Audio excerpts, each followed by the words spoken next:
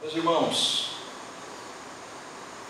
vamos à mensagem bíblica desta noite, tema alicerces da vida plena com Cristo. Texto de Filipenses capítulo 1, versículo 21. Filipenses capítulo 1, versículo 21. Vamos ler todos juntos? Porque para mim viver é Cristo e o morrer é lucro. Mais uma vez. Porque para mim o viver é Cristo e o morrer é lucro. Algumas versões diz: porque para mim o viver é Cristo e o morrer é ganho. Quem escreveu, nós sabemos, foi o apóstolo Paulo, uma carta escrita na prisão. Fiz uma pesquisa pelo tema da mensagem, alicerces. Pesquisei sobre o prédio mais alto do mundo. O nome do prédio é Burj Dubai. É um arranha-céu localizado em Dubai, nos Emirados Árabes Unidos. Esse prédio ele tem 160 andares, 828 metros de altura. Tudo bem, para cima, muito alto. Mas e a profundidade e o alicerce de um prédio desse? Esse prédio ele tem 192 estacas, de concreto, que foram produzidos, na verdade, com ferros, concreto, para sustentar a base onde esse prédio foi erguido. Cada estaca dessa tem 1,5 metro de diâmetro. Aí você imagina o tamanho disso, E tem 43 metros de comprimento, de profundidade, enterrado a 50 metros de profundidade. Tudo isso para quê? Para esse prédio suportar fortes ventos, terremotos, furacões, que possam acontecer ali. Hoje nós conheceremos também o alicerce da vida plena, ou alicerces da vida plena com Cristo. Será que é possível mesmo vivermos uma vida plena? O que significa ter uma vida plena neste mundo? Muitas pessoas acham que a vida plena é uma vida sem problemas, o que na verdade não existe. E quanto antes nós compreendermos esta verdade, melhor. Quando lembrarmos de que de fato há tempo de chorar, tempo de rir, tempo de saltar de alegrias, mas também tempo de chorar, Talvez nós possamos enfrentar a vida com uma outra perspectiva. E desta forma, então, vivermos a vida plena dentro do ambiente, dentro do contexto que é permitido, considerando, então, os tempos difíceis, Então, quais são estes alicerces, a partir deste versículo, dessa palavra dita pelo apóstolo Paulo? Nós temos, como bom batista, 3 alicerces. Nós vamos falar hoje, digo como bom batista, porque tradicionalmente os batistas pregam com 3 pontos, O pastor presbiteriano perguntou para o pastor batista: por que vocês pregam sempre com 3 pontos apenas? Ele falou: primeiro, já ia dar 3 razões, Então, o primeiro alicerce da vida plena com Cristo é a convicção. O apóstolo Paulo, ele diz: para mim o viver é Cristo. O que é a vida para você? Qual é a perspectiva que você tem sobre o tempo que você passará nesta terra? O apóstolo Paulo, ele faz esta afirmação porque ele está preso e ele não sabe ainda se será solto, com vida, ou se ele já seria ali morto. Então, a conclusão dele é: se eu sair daqui, o viver é Cristo. Se eu permanecer, se eu morrer, para mim, o morrer é lucro.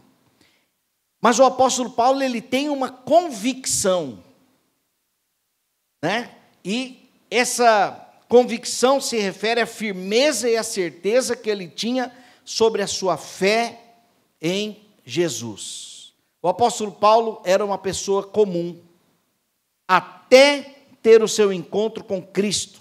Apesar da sua função, do seu conhecimento, sua posição religiosa, mas ele era uma pessoa como nós. Mas depois que ele teve o seu encontro com Cristo, a sua vida foi completamente transformada, ao ponto dele abandonar até mesmo a sua própria vida, por amor a Cristo e por amor a esta mensagem de salvação. Para Paulo, o viver é Cristo. E para você, qual é o seu propósito de vida? Esta é uma pergunta que muitas pessoas chegam a uma determinada fase da vida, que quando ficam sem respostas, elas perdem o sentido da vida para elas, pelo menos por aquele momento, talvez um tempo de crise, né? Falam da crise dos 30, crise dos 40, crise dos 50, mas Deus nos criou para a sua glória. E o nosso propósito de vida deve caminhar nesta direção. Quer comais, quer bebais, ou façais qualquer outra coisa que seja, então, para a glória de Deus. Paulo tinha esta convicção. Então, o primeiro alicerce para nós vivermos uma vida plena em Cristo é a convicção. Ainda preso, Paulo desfrutava de uma vida plena porque ele não estava só. Ele estava com aquele que é a vida. Eu sou a verdade, eu sou o caminho, a verdade e a vida. Então, convicção é o primeiro alicerce da vida plena com Cristo. A convicção na perseverança do caminho, Romanos capítulo 8. Essa luz aqui está um pouquinho forte para mim, está refletindo aqui. Se puder trocar por estas daqui, eu não sei se é tão simples. A convicção nos preserva no caminho, Romanos capítulo 8, versículos 38 e 39, o próprio apóstolo Paulo disse, aí melhorou, ele disse, pois eu estou convencido de que nem a morte, nem a vida, nem anjos, nem demônios, nem o presente, nem o futuro, nem quaisquer poderes, nem altura, nem profundidade, nem qualquer outra coisa da criação será capaz de nos separar do amor de Deus que está em Cristo Jesus, nosso Senhor. A convicção nos preserva no caminho. A convicção também nos sustenta durante o sofrimento. O próprio Paulo, escrevendo a Timóteo, no capítulo 1, versículo 12, ele diz, por esta razão também sofro, mas não me envergonho, porque sei em quem tenho crido e estou bem certo de que Ele é poderoso para nos guardar, para guardar o que lhe confiei até aquele dia. A convicção nos sustenta durante o sofrimento. Você é convicto sobre a sua salvação? Você é convicto de que, de fato, Jesus Cristo está contigo até a consumação dos séculos? Você é convicto sobre o propósito da sua vida? De que você entende de fato e faz disso uma verdade, de que a sua vida é para o louvor da glória do Senhor? Ou está aquém? A vida plena, ela é possível com Cristo. E o primeiro alicerce é a convicção. O segundo alicerce da vida plena com Cristo é a conversão. Primeiro, convicção. Segundo, conversão. Ele diz, para mim, o viver é Cristo. O que significa o viver é Cristo? É ter a minha vida agora escondida em Jesus. é termos a consciência de que nós estamos agora vivendo o reino de Deus, o reino dos céus. É muito diferente de vivermos uma vida religiosa. Certa vez eu, conversando com um amigo meu em Cuiabá, músico, muito conhecido lá, ele gosta de contar umas piadas, e as piadas, muitas delas baixas, né? E o pior é que é engraçado, se você fica perto, você dá risada. E ele contou uma piada, e eu acho que ele lembrou que eu era convertido e tal, né? Não lembro se eu já era pastor, mas ele contou a piada, eu dei uma risada assim, tentei disfarçar, ele percebeu. Aí ele falou assim, eu faço essas brincadeiras, mas eu estou ligado, estou conectado com ele. Eu tentando justificar, né? Mas a vida religiosa é isso. Eita, existe Deus, estou conectado com Ele. A vida, o viver é Cristo. Você não tem como desconectar em momento algum. O viver é Cristo, é você ter a plena consciência de que a sua vida não é mais sua, é de Cristo. E se a sua vida pertence a Cristo, a sua vontade deve ser a dele.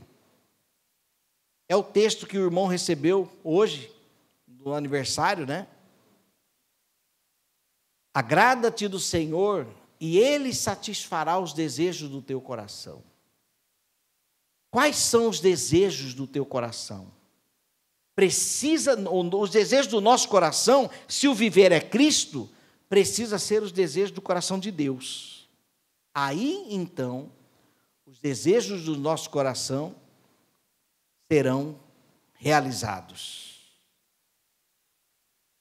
Agrada-te do Senhor, não é agradar ao Senhor no sentido de bajular, né? Não, eu vou agradar ao Senhor para ir realizar os desejos. Não. Agrada-te seja grato ao Senhor. Ele, então, satisfará os desejos do teu coração. Não para por aí. Entrega o teu caminho ao Senhor. Confia nele e o mais ele fará. Então, o viver é Cristo significa isso. A conversão como alicerce para a vida plena em Cristo é o princípio. 1 Pedro, capítulo 2, versículo 21, diz: para isso vocês foram chamados, pois também Cristo sofreu no lugar de vocês, deixando-lhes exemplo, para que sigam seus passos. Sigamos a Cristo, então devemos lembrar de negar-nos, né, a nós mesmos, tomar a cruz para segui-lo. Seguir Jesus não é simplesmente seguir os momentos de exaltação do Senhor, mas os momentos de perseguição. Se me perseguiram a mim, perseguirão a vós também. Mas como que isso pode ser sinônimo de vida plena? Sim. Vida plena não significa uma vida apenas doce, mas ela tem o seu sabor amargo. Porém, um sabor que faz bem, que nos edifica. Porque lembremos, meus irmãos, mesmo vivendo em Cristo, o nosso corpo ele é corruptível. Mesmo vivendo em Cristo, nós temos um adversário que é contra nós. Mesmo vivendo em Cristo, estamos em um mundo corrompido, onde somos tentados constantemente. Mas vivendo em Cristo, não estamos sozinhos. Nós podemos agradar ao Senhor. A oração sacerdotal de Cristo, João 17, Senhor, eu sairei deste mundo, mas eles não. Eles permanecerão neste mundo. Peço a Deus que o Senhor não os tire do mundo, mas livra-os do mal. Então, mesmo nós, estando neste mundo corrompido, o Senhor clamou por nós, para que nós fôssemos libertos ou protegidos do mal. Isto é vida plena. É termos a certeza de que nós não estamos sozinhos. E conversão também é viver como Jesus. Efésios 4, versículo 22 a 24. Quanto à antiga maneira de viver, a orientação de Paulo à igreja, vocês foram ensinados a despir-se do velho homem, que se corrompem por desejos enganosos, a serem renovados no modo de pensar e a revestir-se do novo homem, criado para ser semelhante a Deus em justiça e em santidade provenientes da verdade. Conversão é voltar-se para Deus. Uma música, um sambinha que fala assim: quem está em Cristo, numa nova criatura se tornou. Pode até não ser bem visto pelo amigo que por dentro não mudou. Toda a vida a mesma coisa. Na madrugada é cervejada, mulherada na gandaia, mas hoje estou com Cristo e sou feliz. Louvado seja o santo nome do Senhor. E é verdade, né? Conversão é estar em Cristo, que significa voltar-se para Deus. Você já voltou-se para Deus? Ou Deus ainda é um departamento da sua vida? E você precisa dar atenção intencional? Ou será que você já está imerso no reino e vive essa verdade todos os momentos da sua vida? Você se esquece que você é crente? Cuidado. Você esquece.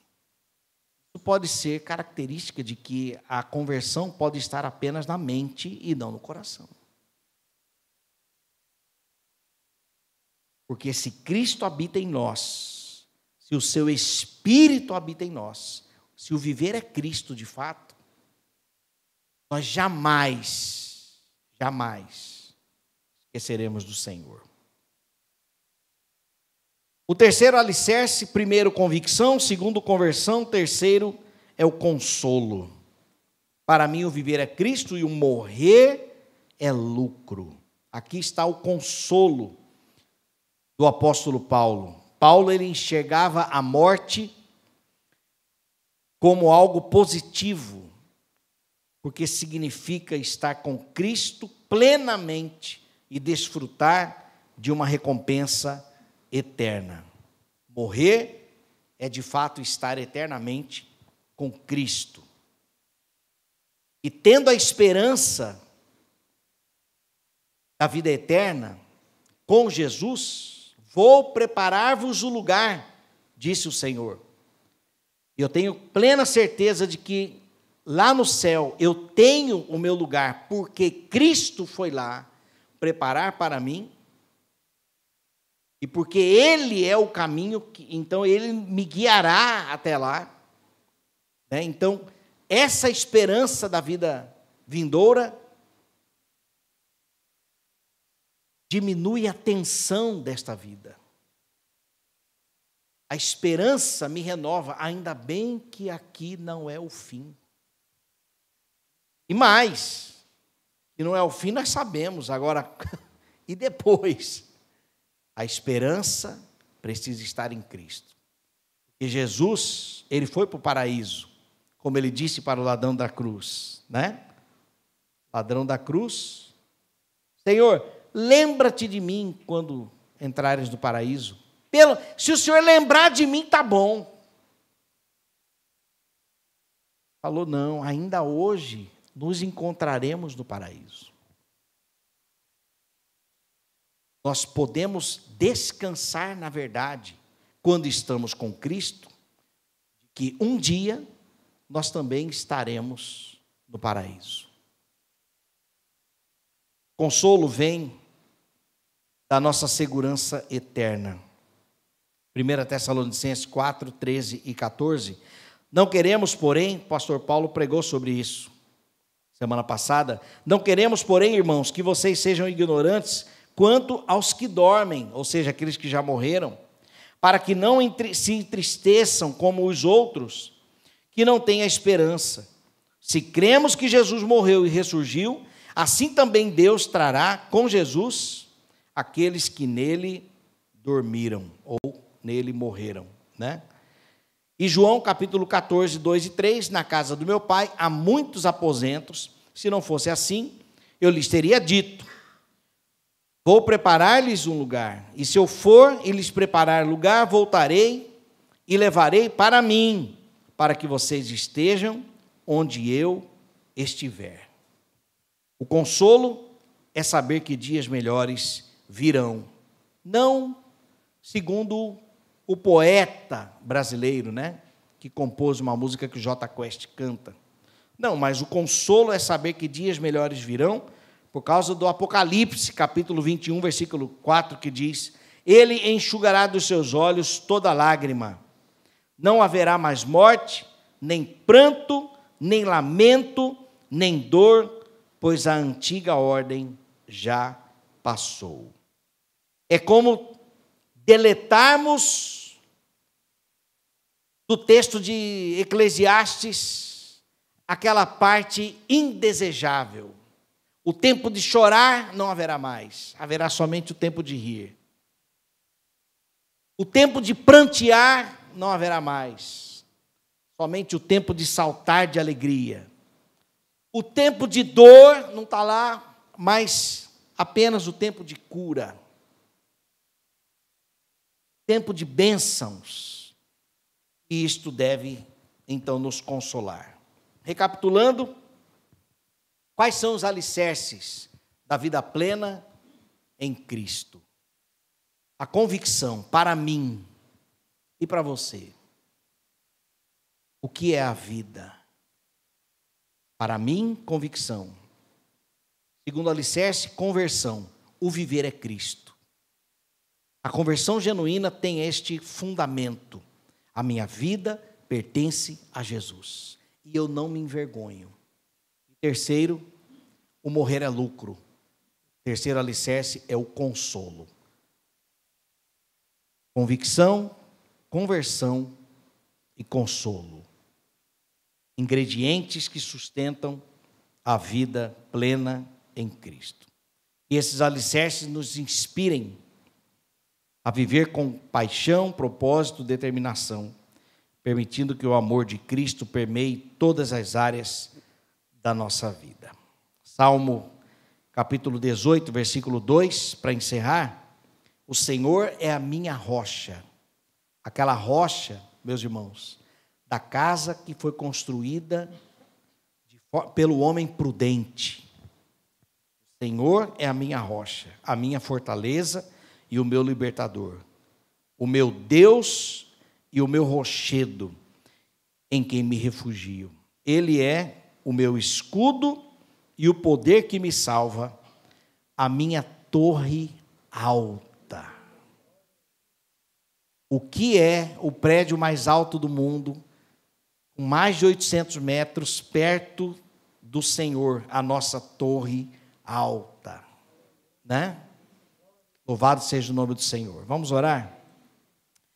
Exaltado seja o teu nome, ó Deus. O Senhor, sim, é a nossa rocha, a nossa esperança.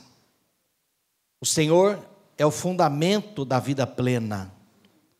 É o teu Espírito quem proporciona a verdadeira alegria, o verdadeiro propósito de vida. É o Senhor quem nos consola com o Espírito testificando com o nosso Espírito de que nós somos filhos de Deus. A esperança que nós temos da salvação, da vida eterna, da volta de Jesus para vivermos eternamente com Ele. Esse é o nosso consolo. Bendito seja o teu nome, ó Deus. O Deus que nós podemos refugiar a qualquer momento. Obrigado, Senhor, pela tua presença. Obrigado porque nós podemos estar constantemente às tuas sombras. Ó Deus, mostrando que o Senhor está sempre perto de nós.